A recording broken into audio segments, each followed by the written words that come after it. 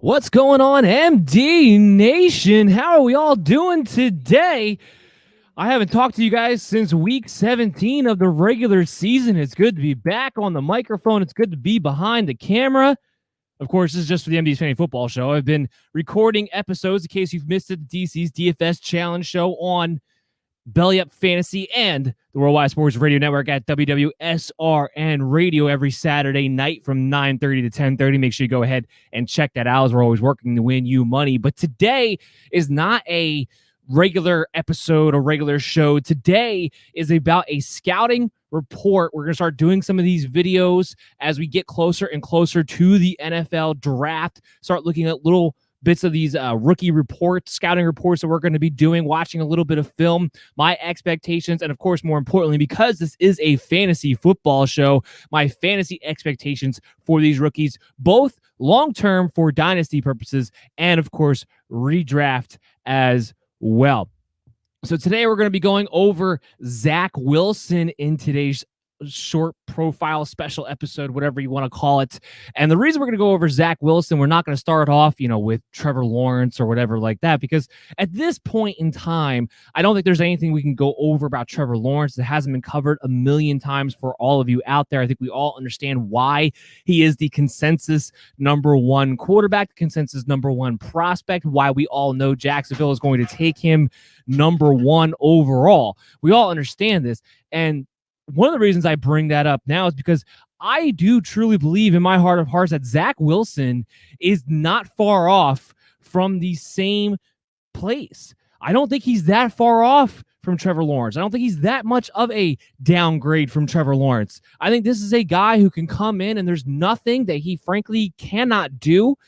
He can make all the throws. He's mobile. I think he can read defense, especially very well in the pre-snap. We're going to go through all of that here today as we talk about Zach Wilson. Now, obviously, he's from BYU, 6'3", 210. The thing I like about him most, and we'll go through it in the film here, is that if you look at his frame, he does look like he could handle maybe another 10 to 15 pounds of muscle to make him even more powerful when he scrambles and when he runs, and also make sure that it'll help enable him to stay maybe a bit more healthy, take on a little bit of a more beating, because this is a guy who will look to put his shoulder down when he gets outside of the pocket at times. So something we want to kind of keep an eye out on, longevity of his career and whatnot. But he strikes me as a quarterback who could put 10 to 15 pounds of muscle on, add a little girth to that, still keep his speed, his mobility factor, and be okay.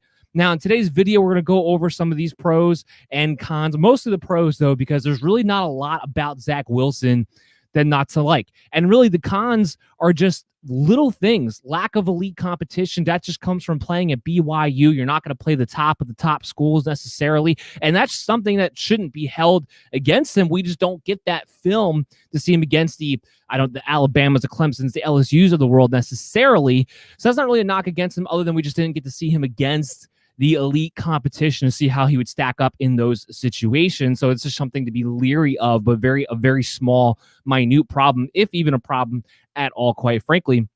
As far as other cons, so there are times where he seems to have trouble being able to step up, take the hit, and still be able to deliver the pass where it needs to be. And that's something he's going to have to work on as he gets to the next level for sure.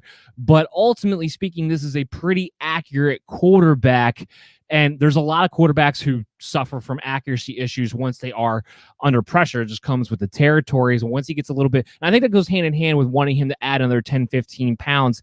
If he's more suited to be able to take that big blow, then you might see him stand in there a little bit better and be able to deliver the pass even when a defender is coming down his face. But other than that, I couldn't find any other cons to this guy's game. And that's why I'm such a big Zach Wilson fan. I believe, frankly, he should be going number 2. Now, whether that's to the Jets, who I do think he would be a big upgrade over Sam Darnold, but to the Jets, or if they decide to trade back and somebody else decides to come in, he should be the number 2 prospect taken in the draft right after Trevor Lawrence. And I think these two would be a great competitive story for the rest of their careers. Trevor Lawrence, Zach Wilson, which one is better? And that's why I do think Zach Wilson is not far off from Trevor Lawrence as far as what he may be able to bring to the table for a franchise and be that franchise quarterback. So let's go ahead and start diving into some of this film that we have in store for you guys today. Now, we did a little bit of this last year. And what we would do is that we would go over some film. We would go over about 5 plays for you guys for your consumption and just kind of point out some of the things that we saw consistently. We obviously watched more than a couple of games of tape, but some of the things we saw consistently throughout his tape to kind of reinsure what we're getting out of Zach Wilson in a smaller bit for you guys to be able to enjoy. So let's go ahead and fire that up in this one. So first things first here, let's pause this a little bit. The first play we have right off the bat, we're going to show off his big arm in this situation. So now you're going to see here, he's got a 3 receiver set. He's got a tight end who's kind of set up as a kind of a hybrid back there off the wing. And then you have a running back, and you're going up against a nickel look. You got the 2 linebackers here. You got the 3 defensive backs. You got the 2 safeties. So you have a nickel look here, 3 receivers, a tight end, a running back. A lot of motion from the BYU offense is a common formation that you would get to see. So what you're going to see here is going to see a play action deep pass outside the numbers, and it's going to be on point for a touchdown. So we'll watch it through the first time and then go through it step by step on the second replay. So play action there, sets his feet real nicely, gets his shoulders square. He's looking off the safety as we speak, and now he's in a position to just let this ball rip. And look at the way he floats it up. That high arcing pass, it just drops right in to where it needs to go. The receiver makes a nice play, puts it right on his 2 hands, right on his face mask. That's what you're looking for out of your quarterback on a big play action play like this, and then just let him run it into the end zone. Recognizes that he had one-on-one coverage on the outside. Now, here's the other thing. This is college, right? He's on the far side hash when he throws this ball outside the numbers on a dime. And the hash marks in college football, of course, are much wider than what you're going to get in the NFL. Is what makes this throw that much more impressive and shows you that even with the quick release, and Zach Wilson probably has the quickest release in all of college football, that it does not take away from his arm strength. He doesn't have to wind up in order to launch the ball down the field on a dime. I mean, just look at it. Pay attention to his release right here. Look how quick it comes out of his hand. All he does is kicks back his elbow and lets it go. He flicks it with his wrist. You see this a lot from a guy like Aaron Rodgers, where he doesn't have to wind up. He doesn't have to shoot the ball out of a cannon in order to get to where he needs to go. That's excellent recognition on his part at the pre-snap, because he knew exactly where he wanted to go. He looked off the safety first and then threw a perfect strike for his receiver to hit the touchdown. Now, the second play, we're going to show off Zach Wilson's scrambling ability here. The pre-snap, you get the 2 receivers, 2 tight ends, going up against a base 43 look. Now, it's everything that BYU is basically out of shotgun, and I guess you could add that to the con, since I don't know how much of a con that is. That's why I didn't add it to there, but I know sometimes NFL scouts will still like to bring it up, where if a guy lined up predominantly out of shotgun, it's like, well, can he take snaps under center? But because the NFL has adopted so much of the college game at this point, and almost, I would say most of the offenses out there, 50% of the time, they're in shotgun anyway. I don't think it's really as big of an issue as it used to be. That's why the transition for rookie quarterbacks, especially in recent history, has frankly been easier than it used to be back in the day. So I don't really put that as a knock as much anymore. And BYU, of course, was pretty much, I want to say 99% of the time was in shotgun. I'm not too worried about that aspect out of Zach Wilson, just to kind of get that out of the way. So what we're going to see here, the pocket's going to collapse around him, and he's going to make it look easy for a first down scramble. So let's watch it through the first time and break it down. Looking around. Now he's going through his progressions, which is what you like to see. He doesn't see what he likes. He's starting to get some pressure in his face, and then he just leaks out because the defense doesn't stay disciplined. They get out of their gaps, and all of a sudden he has a nice big hole staring right at the line of scrimmage. Now this is where he gets to show off his speed. Look at this. Boop. Little elusive, makes a little stutter step right around the defender. I mean, right around him. He ran around him like he was standing still, and then he just keeps going. And frankly, I don't even know why he slid here. He could have picked up another 5 yards if he wanted to and kept going out of bounds. He slides down there, make sure he doesn't take the big hit, which I guess for some, that'll definitely be, what they want to see. But here it comes around the second time. For some NFL scouts, it's what they want to see. Make sure the quarterback can't take the big hit. Just feels it. Look, this is athletic ability. And this is where if he gains another 10 to 15 pounds, I'm not worried about him taking hits in the NFL because he'll be able to deliver them as much as he takes them. And he definitely has the frame where he could build out just a bit more. But the slides down there, perfect. Perfect. Now, let's go to the next play. We're going to see his quick release really on display here, and just the shock and awe that comes from the amount of velocity that this guy can get off of a quick release. And this is something we see consistently with him throughout. He's got 3 receiver sets. He's got a tight end, a running back. You're going up against a nickel package yet again. This is going to be outside the numbers on a dime with velocity, with a quick release. Let's watch it through and we'll break it down. Little play action step. Bam. Comes right out, outside the numbers, on an out, on the dime, again, on the far side of the field. He's on the opposite hash making this throw. This is a big indicator to me when we're looking at things like this for quarterbacks, because this indicates to me that at the next level, there's not a throw that you're not going to be able to make. If you can make that throw in college, outside the numbers from the far hash on a dime with velocity, then there's not a throw in the NFL that you're not going to be able to make. So that's a big, big plus mark in his checkbox. Watch it again here. Play action. And look at his quick step. Bam. Comes back, does it perfectly. Off the back foot, gets his feet set, shoulder width apart, and the ball just comes flying out. He doesn't need a whole windup. Just boop, flicks it out, and it's right on a dime, exactly where it needs to be, leading the receiver where he can still make a play after the catch. I mean, it was very, very impressive the way he could release that ball, and he can make every single throw. Now, this is him throwing on the run, this fourth play that we're going over here. Pre-snap, he's got 2 receivers, 2 tight ends. He's got the running back. He's going up against a 34 hybrid look when they're playing against BYU here. As you can see, they got the 3 linebackers and they got the 1 stand-up defensive end linebacker, whatever you want to call him. So I call it very much a hybrid 3-4 look. He's got his receivers to the strong side, the far side of the field, where you got the most room there because on the opposite side of the hash mark. Here, we're going to see him throwing the run. He's going to play action. He's going to roll to his left, and he's going to throw a pass on a dime. Let's watch it through. There you got the play action. Video skipping around a little bit.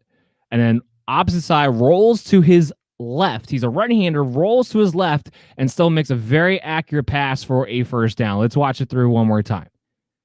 Play action, rolls out, rolling to his left as a right, corks his body, gets it into the position, squares his shoulders so he can make a dime accurate pass as the leading receiver to the sideline where only he could get it, and they pick up the first down. That's something that Zach Wilson is going to utilize a ton of. Whoever takes him at the next level, the thing that they have to make sure they do is utilize him in play action rollout opportunities, because that is where he is going to shine more so than anything else in the NFL, is being able to use him that way. And because he has such great mobility, you're going to open up the floor for him to go ahead and run it and pick up yards when the pass isn't there, or if it just has a wide open field in front of him. You're going to have dual threats on every single rollout play action pass, which is what you're looking for when you have a system like that. So you'll be very successful in that role. So I think you'll be very successful with the Jets because you hired the 49ers staff. The zone scheme rollout play action is a staple of the Shanahan system. That's very much what they're going to be running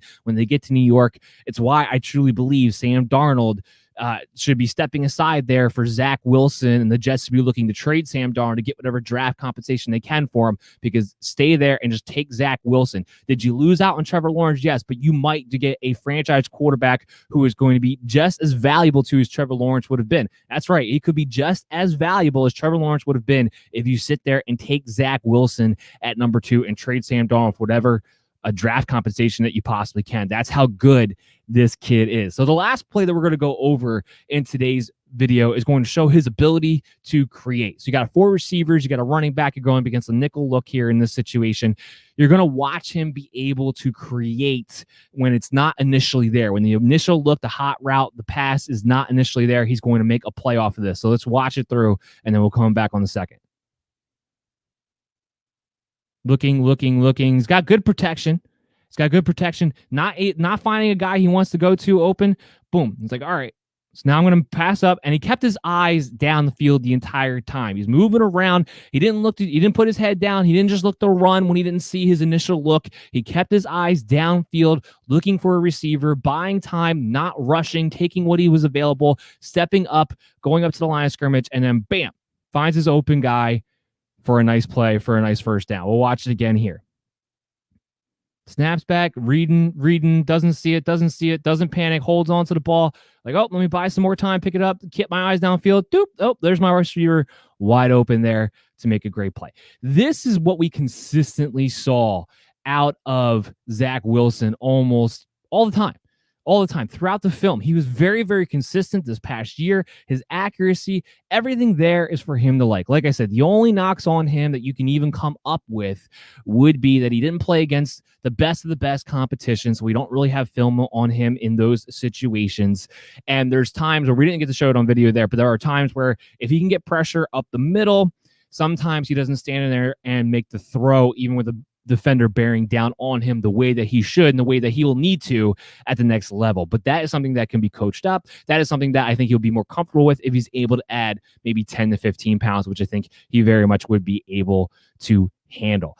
That is our Zach Wilson scouting report, our Zach Wilson film. We will be back throughout the offseason leading up to the draft with different films on different players from different positions.